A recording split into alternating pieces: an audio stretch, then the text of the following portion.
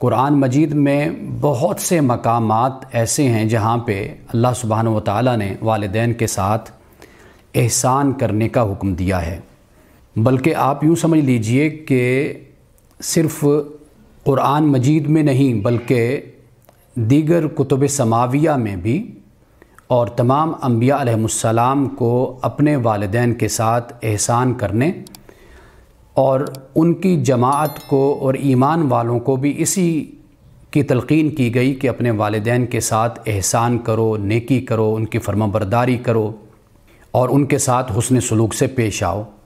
اس لیے کہ قرآن مجید میں سورۃ البقرہ میں اللہ سبحانہ و تعالیٰ نے اس عہد کا ذکر کیا ہے جو عہد اللہ نے قوم یہود سے لیا تھا۔ اب اس میں اللہ سبحانہ و تعالیٰ نے سب سے پہلے تو بات کی ہے اپنی عبادت کی، اور پھر اس کے فوراً بعد اللہ سبحانہ و تعالیٰ نے والدین کے ساتھ احسان کا ذکر کیا ہے۔ یعنی اس سے معلوم یہ ہوتا ہے کہ قرآن مجید میں وہ مقامات جہاں مجھے اور آپ سے خطاب کیا گیا کہ ہم مسلمان ہیں، مومن ہیں، ہم سے خطاب کیا گیا، اس میں ترتیب جو اللہ سبحانہ و تعالیٰ نے پہلے دن سے رکھی اس ترتیب میں اللہ نے کوئی تبدیلی نہیں کی۔ یعنی پہلے بھی اللہ سبحانہ و تعالیٰ نے یہی فرمایا کہ شرک نہیں کرنا، اللہ کی عبادت کرنی ہے، اور اس کے ساتھ فرمایا کہ والدین کے ساتھ احسان سے پیش آؤ۔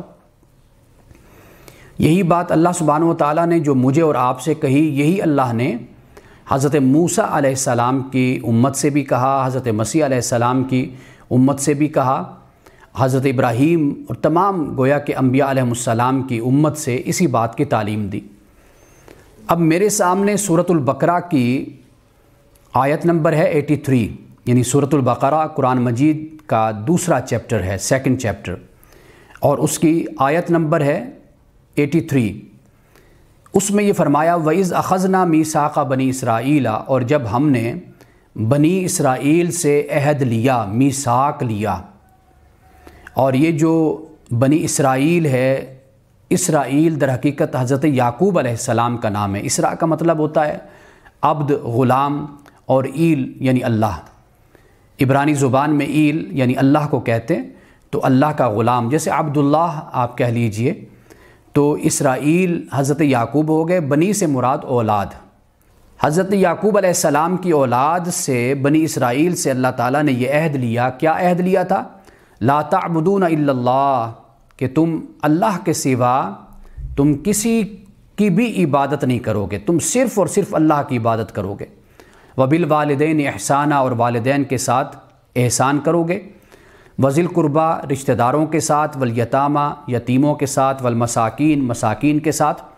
اب یہ اللہ سبحانہ و تعالیٰ نے ترتیب بیان کر دی، یعنی مخلوق میں سب سے پہلے والدین کا حق بیان کیا، پھر رشتہ دار ہیں، پھر یتامہ ہیں، پھر مساکین ہیں، پھر اس کے بعد فرمایا وقولوا للناس حسنا، اور لوگوں سے اچھے طریقے سے بات کرو، خوبی سے، خوبصورت انداز میں لوگوں سے کلام کرو۔ واقیموا الصلاۃ، نماز قائم کرو۔ وآتوا الزکوٰۃ، اور زکوٰۃ ادا کرو۔ یعنی اس سے یہ معلوم بھی ہوتا ہے کہ حضرت موسیٰ علیہ السلام کی یعنی بنی اسرائیل سے جو عہد لیا گیا تھا اس میں نماز کو قائم کرنا اور زکوٰۃ کو ادا کرنا بھی تھا۔ یعنی نماز اور زکوٰۃ پہلی امتوں پر بھی فرض تھی، جس طرح روزے قرآن مجید نے بیان کیا کہ روزے فرض تھے۔ فرمایا ثم تولیتم الا قلیلا منکم وانتم معرضون، پھر تم لوگوں نے منہ پھیر لیا، تم اعراض کرنے والے تھے، مگر کم لوگ تھے کہ جنہوں نے اپنے عہد کی، اپنے وعدے کی پابندی کی تھی۔ اب یہ اس مقام پر آپ دیکھ لیجئے کہ اللہ سبحانہ و تعالیٰ نے کتنے مسائل کو واضح کر دیا۔ ایک تو یہ بتا دیا کہ اللہ کی عبادت کے بعد سب سے اہم کام یہ ہے کہ والدین کے ساتھ حسن سلوک سے پیش آؤ، اچھے طریقے سے پیش آؤ۔ احسان کا مطلب نیکی ہوتا ہے۔ والدین کے احسان کا بدلہ تو انسان کبھی نہیں دے سکتا، اور اللہ سبحانہ و تعالیٰ ہی کی بارگاہ میں دعا کر سکتا ہے کہ مولا مجھے اپنے والدین کا فرمانبردار بنا، ان سے حسن سلوک سے پیش آنے کے مجھے توفیق عطا فرما۔ اس لیے کہ جو شخص، یقین کیجئے، جو شخص اپنی زندگی میں، اپنے دن میں، اپنی رات میں اگر وہ اس کیفیت میں اور اس جذبے سے رہتا ہے تو یہ گویا کہ یہ بھی اللہ کی فرمانبرداری اور اللہ کی اطاعت میں رہنا ہے۔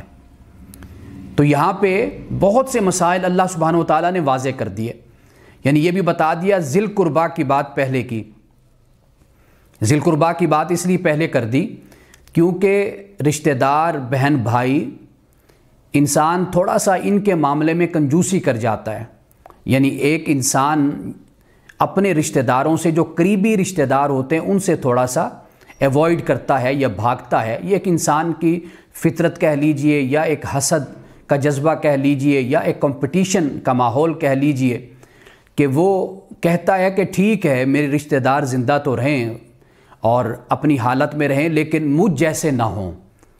تو اللہ سبحانہ و تعالیٰ نے اس لیے والدین کے بعد فوراً رشتہ داروں کا ذکر کر دیا، یعنی اس بات کو بیان کر دیا کہ والدین کے بعد رشتہ داروں کی اہمیت ہے، اور پھر اس کے بعد جو ترتیب ہے یتامہ، مساکین، اور پھر دوسرے جو لوگ ہیں ان کے ساتھ حسن سلوک اور اچھے طریقے سے کلام کرنے کی، گفتگو کرنے کی اللہ تعالیٰ نے تلقین فرمائی، کیونکہ بہت سے لوگ ایسے ہوتے ہیں کہ جن کے ساتھ ایسا مالی معاملہ تو نہیں ہوتا، انسان ان کے ساتھ زندگی میں، روزمرہ زندگی میں سلام دعا کرتا رہتا ہے، تو انسان کو یہ چاہیے، مسلمان کو چاہیے کہ یہ تکبر میں اور فخر میں نہ رہے، بلکہ جن لوگوں سے ملنا ہوتا ہے تو ان کے ساتھ حسن سلوک اور محبت سے ان سے پیش آتا رہے۔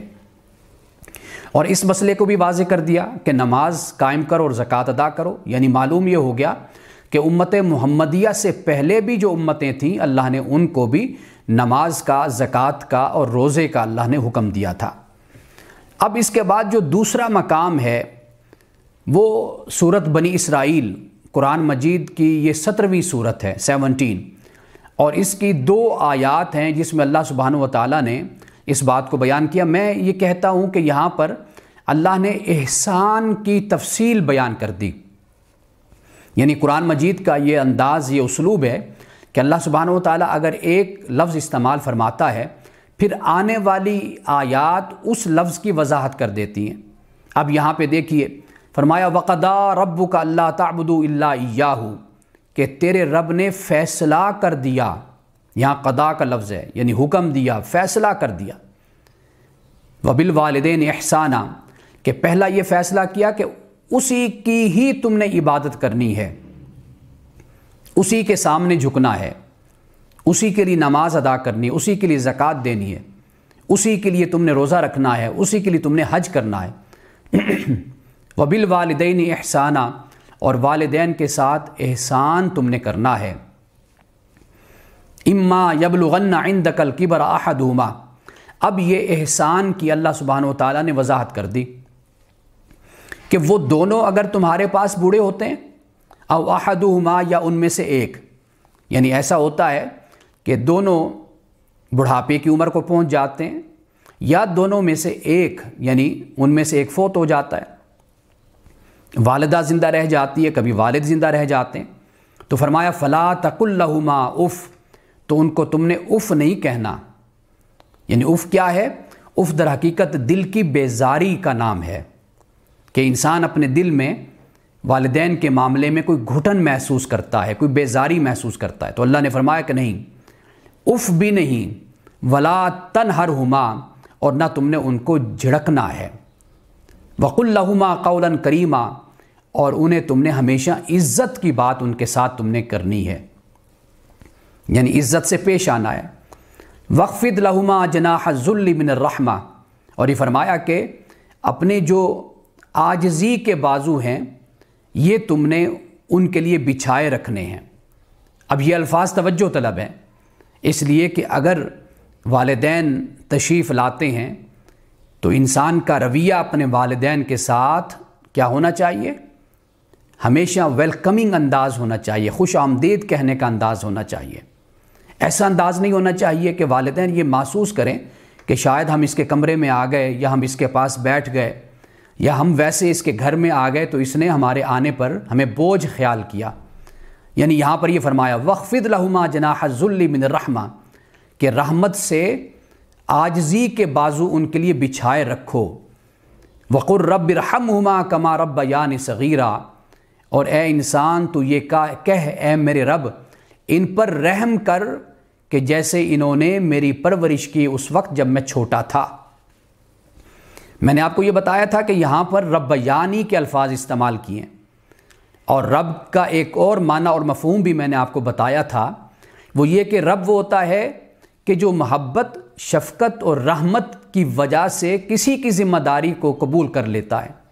یعنی اللہ سبحانہ و تعالیٰ رب ہے، اس نے اپنی مخلوق کی مادی ضرورتیں اور روحانی ضرورتوں کو پورا کرنے کی ذمہ داری کو لیا۔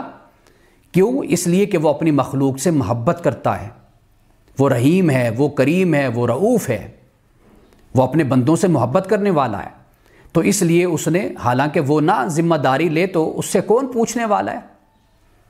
اگر وہ اپنی مخلوق کا خیال نہ کرے تو اس سے کون سوال کرنے والا ہے؟ تو اللہ سبحانہ و تعالیٰ نے یہی جذبہ آپ کہہ لیجئے کہ والدین کے اندر پیدا کیا، کہ والدین بھی اپنی اسی محبت، شفقت اور رحمت کی وجہ سے اولاد کی ذمہ داری کو قبول کرتے ہیں، ورنہ کون کس کی ذمہ داری لیتا ہے؟ بھائی بھائی کی ذمہ داری نہیں لیتا، بہن بھائی کی ذمہ داری قبول نہیں کرتی، رشتہ دار کی ذمہ داری کو قبول نہیں کرتے۔ لیکن آپ یہ دیکھیے کہ والدین اولاد کی ذمہ داری کو قبول کرتے ہیں اور بڑی محبت سے، رحمت سے، شفقت سے اس کو ادا کرتے ہیں۔ یہ در حقیقت اللہ سبحانہ و تعالیٰ نے یہاں پر یہ فرمایا کما ربیانی صغیرہ، کہ جیسے والدین نے میری پرورش کی جب میں چھوٹا تھا۔ رب کا مطلب ہی یہی ہے، امپرفیکشن سے پرفیکشن کی طرف لے کر جانا۔